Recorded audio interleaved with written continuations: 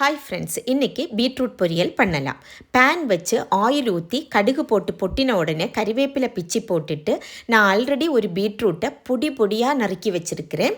இந்த மாதிரி ஒன்றிலே பொடி பொடியாக நறுக்கணும், இல்லைன்னா சாப்பரில் போட்டு எடுத்துக்குங்க. ஆனால் கிரேட் பண்ணி மட்டும் எடுத்துடாதீங்க. அந்த பீட்ரூட்டை சில்லி பவுடர், உப்பு பொடி, மஞ்சள் பொடி போட்டு குக்கரில் வேக வச்சு எடுத்து வச்சுருக்கிறேன். அதை நம்ம இதில் கொட்டிக்கலாம். அதில் தண்ணி இருக்கும், அதையும் சேர்த்தே கொட்டிக்கிங்க.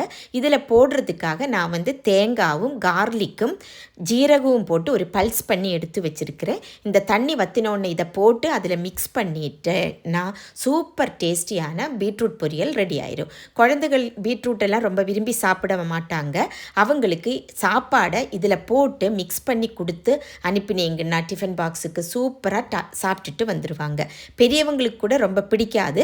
ஆனால் இந்த மாதிரி செஞ்சு பாருங்கள், பெரியவங்களும் சின்ன குட்டீஸும் எல்லாம் சூப்பராக சாப்பிடுவாங்க. செஞ்சு பார்த்து அதை கமெண்ட் பண்ணுங்கள். தேங்க்ஸ் ஃபார் வாட்சிங்.